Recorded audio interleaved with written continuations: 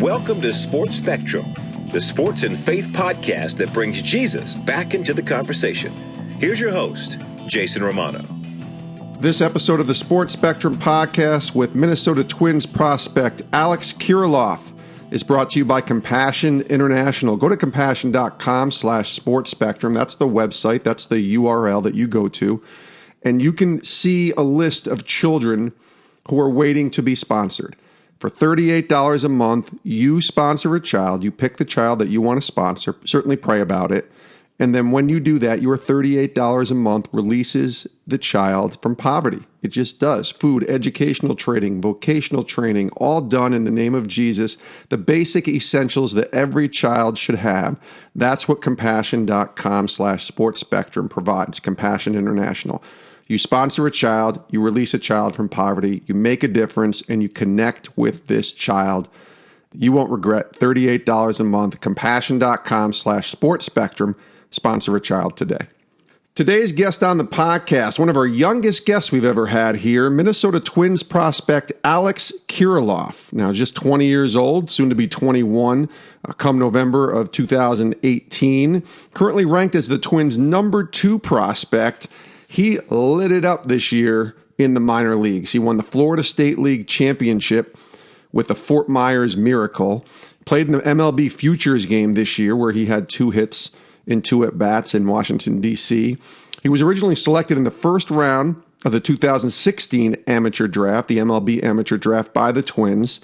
Had Tommy John surgery in 2017, kept him out of baseball, torn elbow ligament, returned in 2018, and just tore it up. He hit .348 with 20 homers, 100 RBI, and 130 games played between Class A Cedar Rapids in the Midwest League and then High A ball with Fort Myers in the Florida State League. He led the minors, the entire minor leagues, all levels, with 44 doubles, 71 extra base hits, and 296 total bases.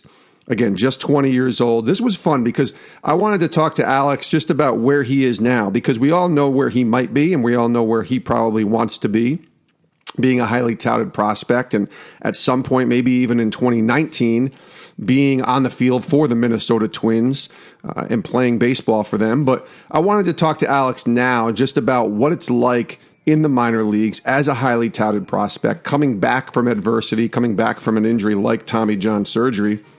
And he's also married. And he got married when he was 18. And his wife, Jordan, who was 19 at the time, and they got married very young, obviously. And so want to hear how that journey's going at such a young age and being married and sort of life coming at you quickly, right? And also just being a baseball player, a professional baseball player in the minor leagues and sharing his faith, being a Christian. Alex grew up as a man of faith and has been following Christ for a long time. So I'm excited to talk to Alex Kiriloff, Minnesota Twins prospect, here on the Sports Spectrum podcast. I think you guys will enjoy his journey. Take a listen. Alex, welcome. Thank you, Jason. It's good to talk to you. I'm excited to kind of learn and have our audience learn a little bit about your journey. Just 20 years old, and you'll be 21 in November. In your first full season as a pro after recovering from Tommy John last year. And I'm sure the answer to this question would be pretty darn good, but tell me about how you felt about 2018. You had a great season playing at both Cedar Rapids and then Fort Myers and going through the year, obviously a lot of cool experiences, which we'll talk about in the podcast. But tell me overall just what your thought was on how the season went, especially coming off injury. Yeah, man.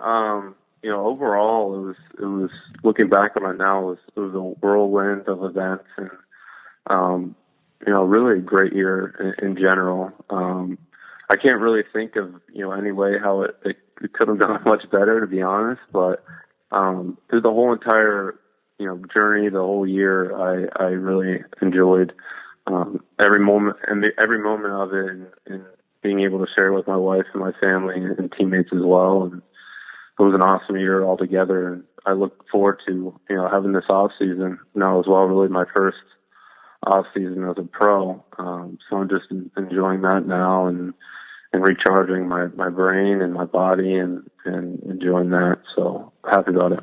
Yeah, you had a great year, obviously. Hit 348, led all the minors in doubles with 44, 71 extra base hits, 296 total bases, and you got to play in the Futures Game, the MLB Futures Game, with some of the game's top prospects, and you go 2 for 2 in that game and played very well. What was that experience like for you, just being around that sort of all-star time in D.C. and playing in the Futures Game? That was a great experience. I was very, very humble and honored that the Twins selected me to represent them, and being able to put on a USA jersey and represent our country as well was pretty cool. But the overall event, just being part of All-Star Weekend and being around all those players of that caliber and going to the Fan Fest, and it all happened really quickly because we were in the middle of our minor league season as well, and they flew me in and out quickly. So it felt like we were constantly going when we got there throughout the whole event, between the autograph sessions and stuff going on at the hotel and the stuff they had us do at the stadium.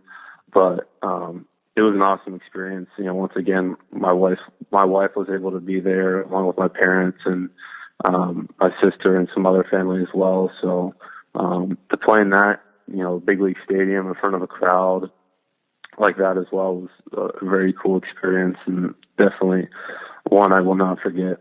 There's a lot of chatter, I guess that's the best word I could use, from analysts and writers and scouts and other people about your talent. Obviously, when you perform the way you did this past year, that's going to come. But do you hear that? And I ask athletes all the time, even off the record, and a lot of them say, yeah, I hear it. I just have to do my best to block it out. Do you hear that? Do you see kind of what's being talked about as far as your talent and the opportunities that might come your way in the next couple of years? Yeah, I do. It's hard not to sometimes, especially when you have social media. But during the season, there's a handful of times where I just like to delete my social media apps on my phone for a little while if I feel necessary, and kind of just focus on my day-to-day tasks. But for me, whether it's positive or negative reinforcement, I think it's important over the course of a long year to just kind of stay even, no matter what people are saying about you, positive or negative. Because baseball is ultimately a game of failure, and you're going to have your slumps during the year and your hot streaks. So as much as you can stay along that even plane, I think that benefits you most of all. So that's what I try to do, and that's kind of my approach about it. We're talking to Alex Kirilloff here on the Sports Spectrum podcast, obviously a faith and sports podcast, Alex. So let's learn about your journey and your faith journey, I guess, if you will, and how sports played a role in your life with Christ. So take us to growing up. Sports, obviously a part of your life, I have to imagine. Your dad's a hitting instructor, so that had to be something that was there early on, and then faith and where that played a part. Tell us about that. Yeah, I was very fortunate enough to be brought up by my parents in a Christian household that were, really influential and, had positive impacts in the faith in my life. And my dad has always been a hitting instructor, so I've always, been blessed in having opportunity to, have him help me out throughout my journey and have access to hitting facilities my whole life. So that really has brought me a long way. And in high school, I was blessed by the Fellowship of Christian Athletes organization through mentorship with someone I linked up with back home, and really helped me take what I felt necessary steps in my faith that needed to be there once the draft came along, and the whole process of me leaving the house and getting married and living on my own that whole year. I felt those steps in my faith were crucial for me to move on to that next stage of my life and kind of have the foundation to live the right way doing that. And so I've had journeys of ups and downs so far in my professional career. I had a good first season. I got hurt at the end of the season, had surgery in 2017, came back and was fortunate to be healthy all of this year in 2018. And so I've learned a lot so far, and, I just look forward to continue to learn and grow my faith the rest of my career as well. Now, you're from the Pittsburgh, Pennsylvania area, and I read that you were homeschooled. Is that correct? Yeah, that's correct. I did technically cyber school in high school. Most of it's online. I was able to play baseball at the local high school I would have attended. What was that like? I've talked to people. My brother is a pastor and has homeschooled his kids, and I just wonder what it was like, because I guess playing sports, you're always going to be around other kids. But what's it like, I guess, describe for our audience, maybe those that don't know, just being homeschooled and being being in a school setting every day, like your sort of traditional school. What was that like? I liked it. For me, it was all through the state of Pennsylvania, and they had a curriculum that you can kind of gear and customize towards yourself in the way you wanted to do things online through online classes that you can log in and listen to the teacher through, and self-paced courses.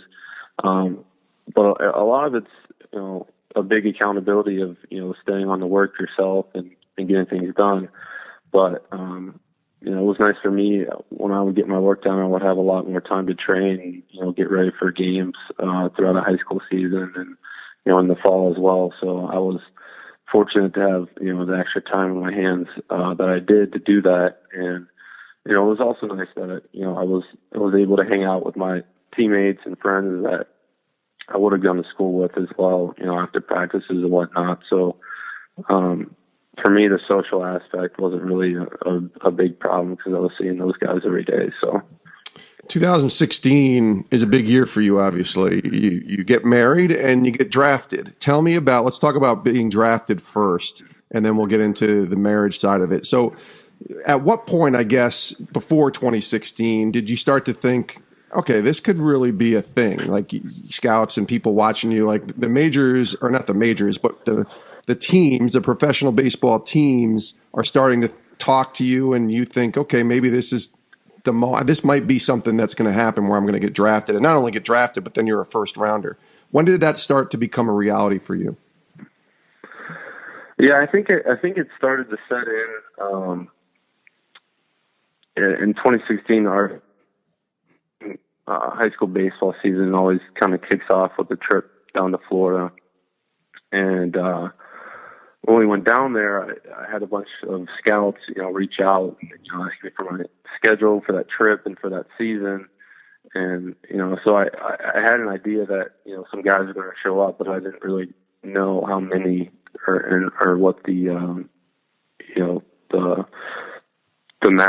quantity of how many were going to show up was going to be. So, whenever we did start working out the first day down in Florida, we were just practicing and, taking fly balls in the outfield and whatnot.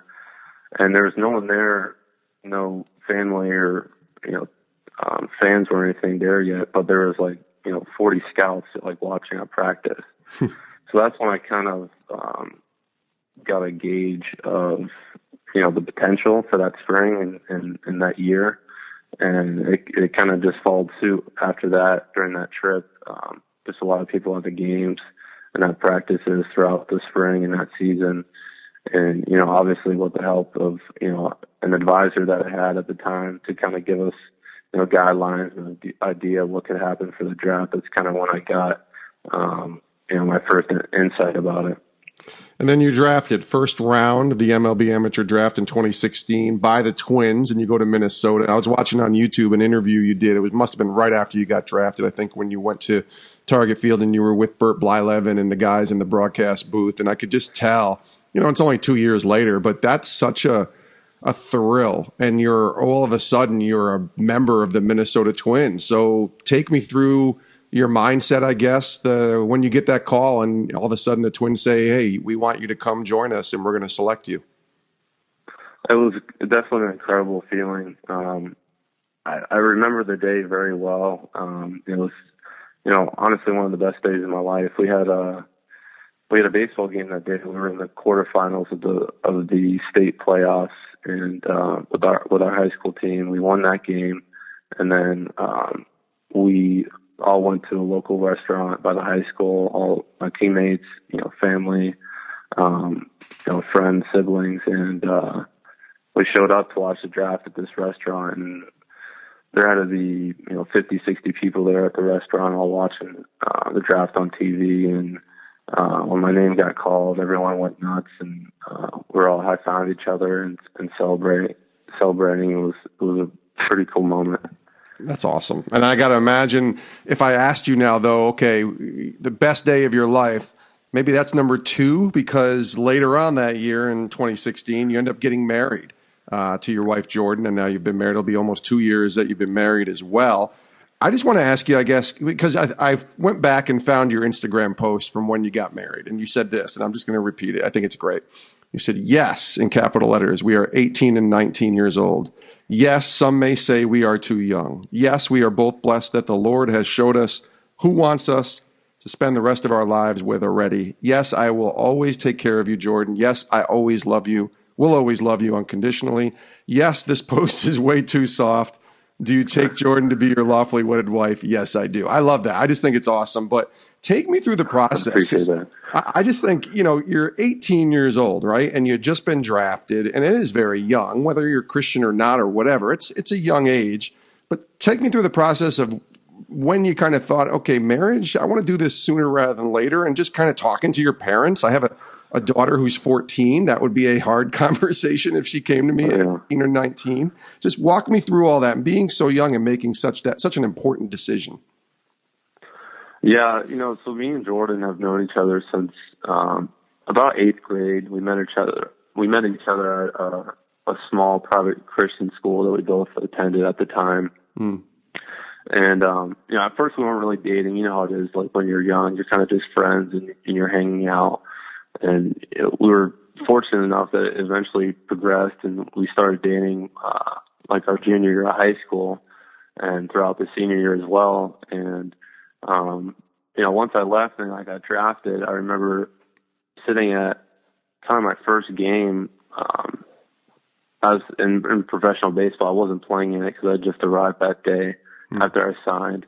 And it kind of just hit me all at once as I was sitting on the bench watching the game, being away from my family and being away from her, how I would just rather her be there with me and instead of being on my own. And so, obviously your thoughts start to, continue and lead along that road. And eventually my thoughts of, asking her to marry me and, spending the rest of my life with her were pretty serious. And, that continued. And, I eventually, once my parents came out to visit me, I think it was the second or third time that summer, I had brought it up to them, and they were kind of shocked at first, but, at the same time, they kind of understood where I was coming from, and they understood how, Jordan could be that girl for me. And I was, fortunate enough that they were very supportive of it. And, I proposed to her, in E-Town, where I was playing at the time, towards the end of the summer. I think it was, the beginning of August. And, there was like a little waterfall blue hole area where I did it. And, we got married like 2 months later in August. We just had a small wedding on the beach in Florida with just our family and our siblings there. And, to be honest, I still tell people now it was the greatest decision I ever made to this day. And, being young and everything, the first year it wasn't easy, living with each other a full year. And when I was rehabbing and everything like that, it was a lot to learn, about each other. But, I think, after that first year, it kind of smoothed out, and we grew from it, and kind of set the foundation for our marriage that we'll build off of the rest of our lives. So it's worked awesome. Out, and we're really happy about it. It's really cool and very mature, I would say too, because I just got to imagine when I was 20. My goodness, I was so far away from thinking about being married and responsibility, and just, I was an idiot. I was a kid. And I think for you kind of had to grow up fast in a lot of ways, not just from getting married, but being drafted and going in and playing professional baseball, and just all that took place for you at that, stage of your life 2 years ago. So let me ask you this. It's 2 years now almost that you've been married. Now, I've been married almost 19 years, but I'm curious for you, even now in just the last couple of years, share a few of the lessons that you've learned about marriage, I think. I'm sure that, you still have a lot to learn, and I can even say that with all certainty, but tell me maybe a couple of lessons that you've learned so far in marriage. Yeah, I think one thing, going back to our faith and, how God kind of works in mysterious ways sometimes, and he has an ultimate plan. Yeah. I think one of the reasons why, he allowed the injury to my arm happen and, allowed the circumstances come about for me to miss a whole entire season was because of her and because of our marriage. I feel like having that whole year together, living at home, we got a place in Fort Myers where a strength training facility is. Mm-hmm. So we were with each other all year, and it was definitely a different scenario, obviously, than being with a full season team and being traveling and gone the whole year between your home and road stints. It's a completely different animal. So I think he allowed that to let really our marriage set the foundation for the rest of our lives. And I think one of the biggest things we learned throughout the first years is just how important communication is, and trying to be on the same page about everything. And I think in a marriage, it's important to be selfless in a lot of areas that maybe you weren't before. When you were single, or even when you're dating, because you're not living together at that point. I think just like small things like keeping certain things clean and messy, and just learning that type of person you're living with is important, and just to be selfless and have kind of middle grounds where you're able to meet in between. And so we learned a lot of lessons like that throughout the first year. So I'm happy we learned them and got them out of the way quickly.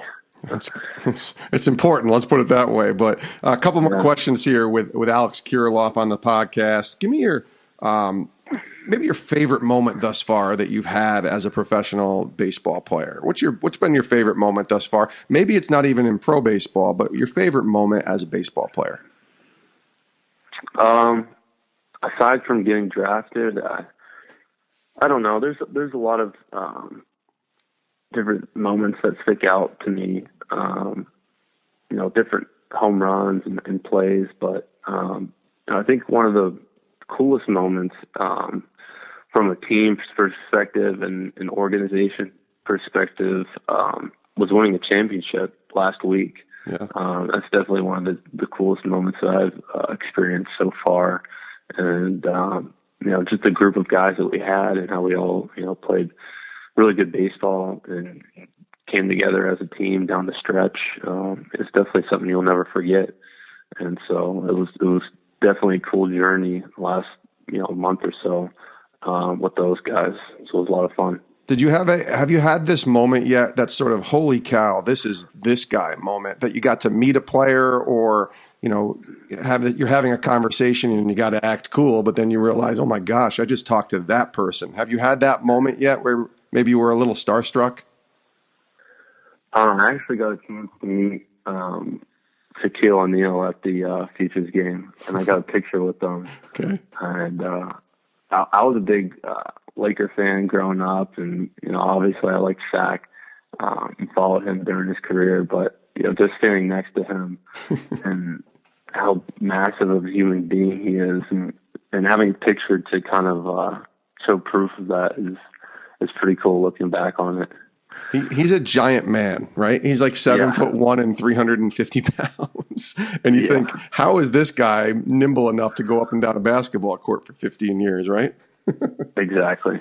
A couple more questions. Let's pivot back to the faith side of things. We have had your hopefully someday teammate, Kyle Gibson from the Twins, and Brian Dozier at the time, who was with the Twins, and Dozier, of course, now with the Dodgers. And we talked about faith in the locker room with them and just being intentional, but never forceful with how they were as believers. How have you seen that sort of element play out for you in your own baseball journey these past few years, I guess, leading up to even this season and going into next year, about being open about your faith, but not alienating teammates. I thought Dozier and Gibson were really good on that. How has that played out for you?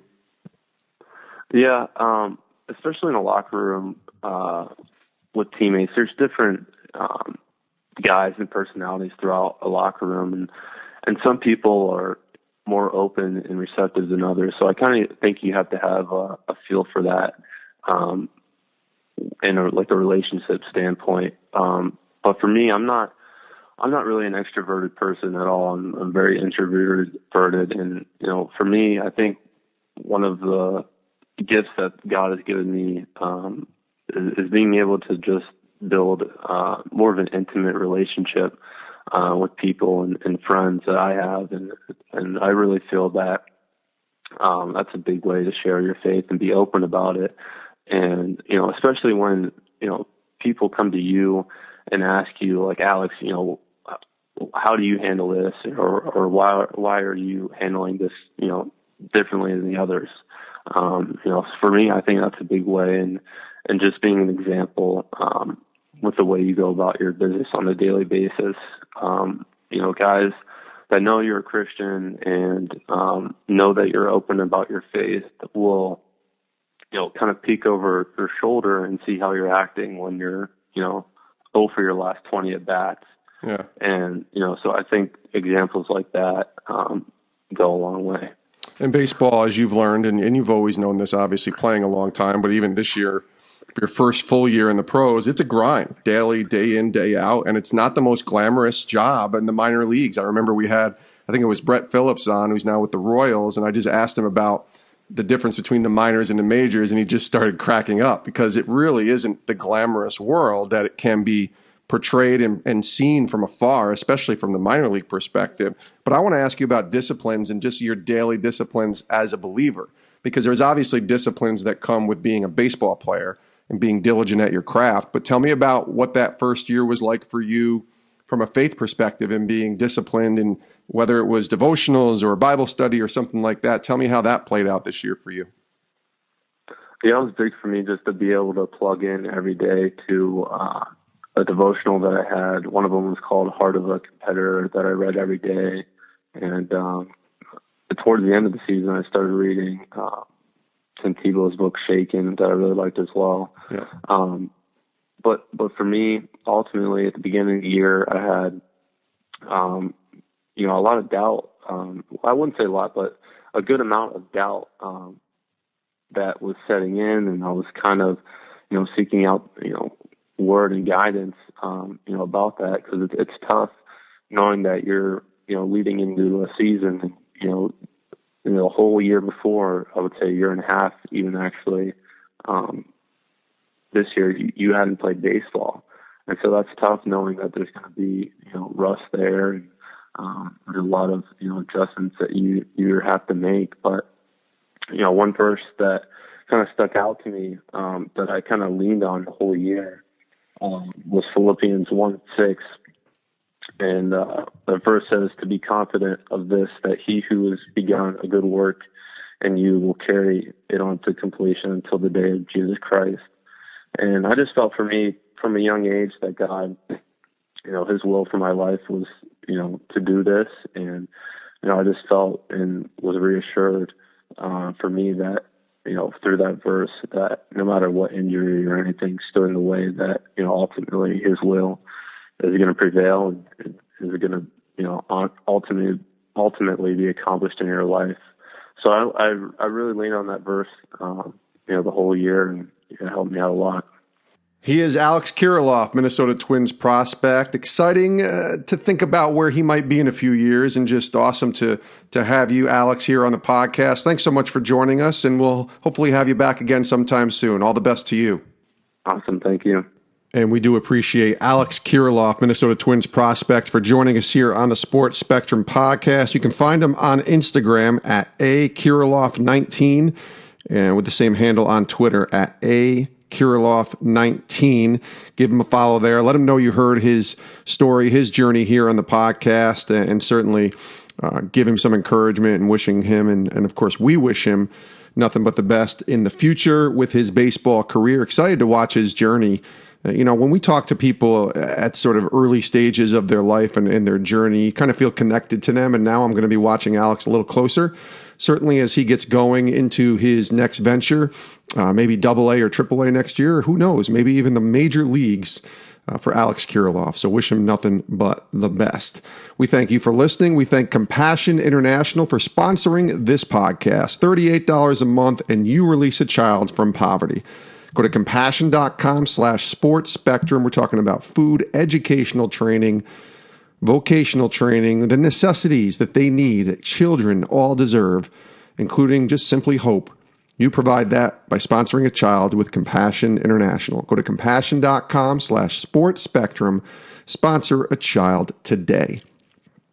Thanks so much for listening to this episode of the podcast. Email me, jason@sportsspectrum.com. We'd also love to encourage you to leave a review of this podcast on iTunes, Apple Podcasts. We do appreciate that. You can also reach us on Instagram, on Facebook, certainly on YouTube, and every single piece of content that we do here at Sports Spectrum can be found at sportsspectrum.com. Daily articles, a daily devotional every single day at 6 a.m. This podcast, articles, first-person articles from the athletes themselves on the intersection of sports and faith. Check it out over at sportsspectrum.com. And we also want to encourage you to subscribe to our magazine. It's a quarterly magazine. You get 4 issues plus a bonus 5th issue, a welcome magazine issue, and it's $18. What a deal. Just $18 for the whole year, and you get 5 issues of the Sports Spectrum magazine. You can subscribe over at sportsspectrum.com. Highly recommend that magazine. It's a great, great magazine to read. Thanks so much for listening, and we'll see you next time right here on the Sports Spectrum podcast. Have a great rest of your day.